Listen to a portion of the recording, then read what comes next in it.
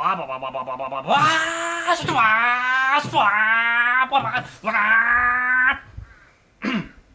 hey guys, welcome to another episode of Automotive Carnage. In today's episode, we stop fluffing about and we'll mount up this damn engine and gearbox, shall we? Let's get straight to it.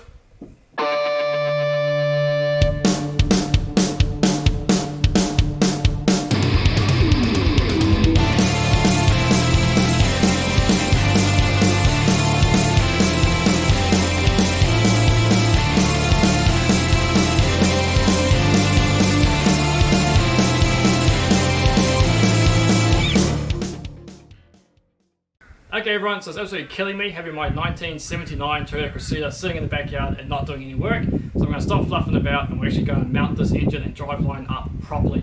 I've got a mate coming over, he's going to help me do all the heavy lifting, and apparently he knows what he's doing, so we'll test that when we get there.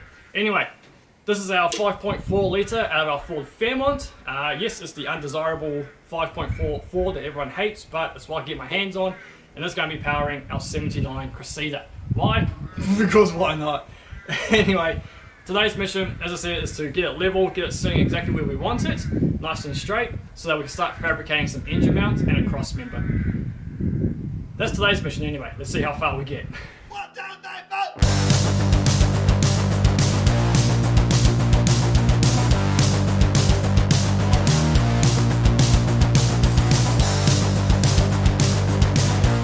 Okay, so we've kind of been rolling around on the ground a little bit, or a lot. We found out that the engine tilts too far that way towards the passenger side, so we're trying to work out on bringing it back and level. We've just found out that the cooler lines from the transmission were stopping the transmission from getting up into the tunnel far enough. On this side you can see the engine mount sits a bit high but usable, whereas on this side, if you can see it, no you can't because that's a weird angle, isn't it? That engine mount is too low, so that's what we're trying to rectify now. As for back and forwards, we're about 5mm out, so we're going to try work it out. But if we put our transmission too much higher, then we won't be able to get new trans cooler lines on, which we need to get them on somehow. But look up close, so that's our cross member, and you just see the holes in the chassis where the factory cross member goes. So that's really, really close. I actually think this hole here lines up pretty well. So we'll be able to work something out there. Obviously we're going to have to extend a space to capture this hole back here. Yeah, but anyway, we'll get that tilt sorted and we'll come back from there. That's Dave. Apparently he knows what he's doing. Yeah, no I don't. Well, considering it's going to be a bush hack, that's level to me. So that's sitting kind of where we want it, and over here in a mix of numbers and diagrams we have our measurements that we need to make our engine mounts with. Each box section on the actual mounts need to be 83 mils high. Yeah, it's all convoluted at the moment, but we've got a few ideas. So we'll go for a mission, go find some steel.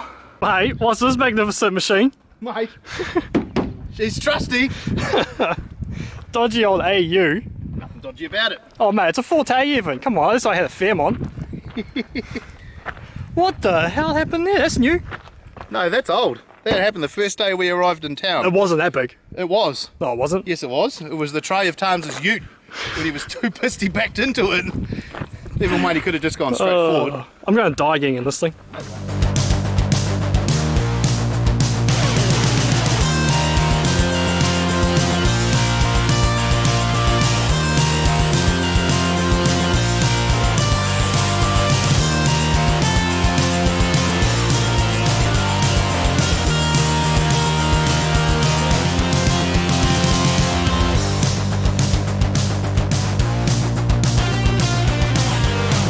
Before I cut my face off.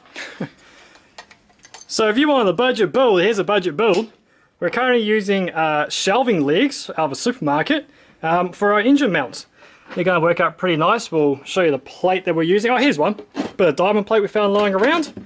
That's going to form the base of our mount, and then that's going to be welded onto it, and then engine goes in that in. It's all blurry, but you get the idea. And then down here we've got a bit of tubing to give it some strength on the outside, and the blue square tubing is for a whole new custom cross member on the gearbox. Yeah, yeah, we're making good progress. I think a few more beer skis and we'll be alright. Beer? And after some time-lapse magic, we have 2 engine mounts ready to go.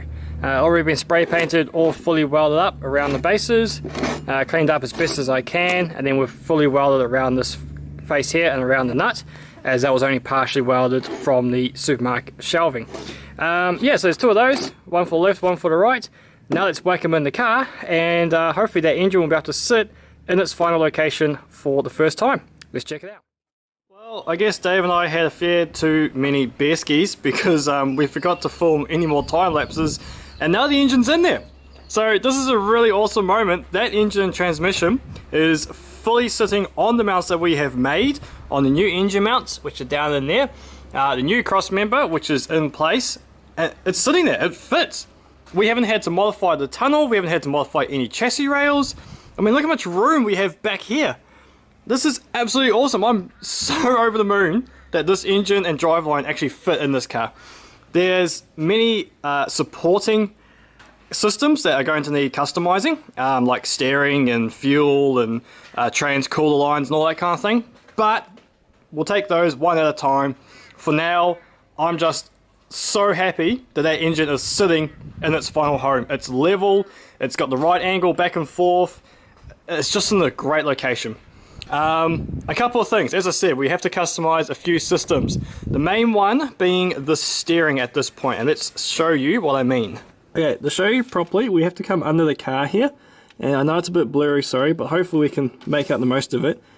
But our top of our steering box is fouling on our head there, and one of the nuts is actually going up into one of the ports, so we won't be able to put any kind of header or exhaust system on here.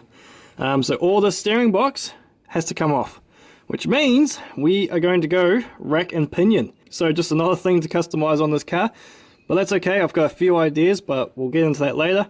The other reason that this steering box has to come off is on the other side of the car, and I'll show you that. Let me just turn around.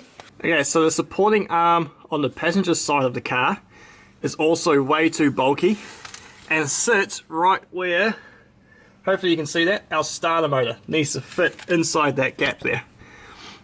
Hopefully that showed up alright. So yeah, that arm has to come off as well, which is another reason that we will be going rack and pinion steering. While I'm under here, we'll show you the cross member. Just 3 bits of right angle, really thick. It's definitely not coming apart anytime soon. I still have to finish welding it up and spray paint it, so at least it looks nice. But as you can see, it's solid mounted. We just completely removed the entire Ford cross member and rubber mount, and it's just going to bolt straight up in there. We're going to get some right size bolts. They're just holding it for now.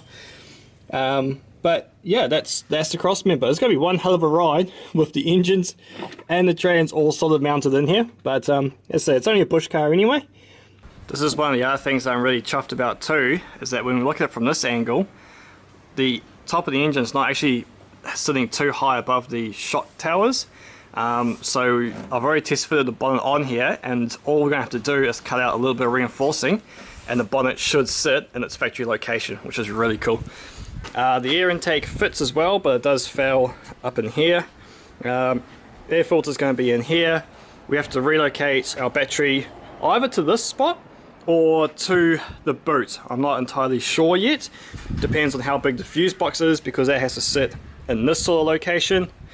So there we have it. We have answered the age-old question of, can you fit a Ford 5.4 litre V8 into a 1979 Toyota Cressida? Well, yes you can, and it fits like a bloody glove. I am absolutely over the moon. Big shout out to Dave. Thanks for coming around and giving me a hand, mate. Could not have done it without you. This is absolutely amazing. I mean, look, we can even fit the factory airbox in here. Whether it'll fit under the bonnet, I'm not sure, but that's going to work as well. So the first thing we're going to do now is take it all back out. Seems a bit odd, I know, but we need to take it out so that we can remove the old steering system and start fabricating up our new steering system with a rack and pinion. To go with that, we found a cool steering wheel out in the bush. This has come off a Chrysler Galant. It's really hard for me to say that coming from New Zealand. It's meant to be a Mitsubishi Galant. Yes, they are just the same car. But anyway, that's going to look a lot better. Hopefully the splines will line up and work. And there we have it. It's awesome. I am so over the moon that we're going to get this done. Still heaps of work ahead of us, but this is a big milestone. So, catch us next time on Automotive Carnage, where we'll either be doing the steering on this, or we'll be doing the manual conversion on my 92 Nissan Silvia S13.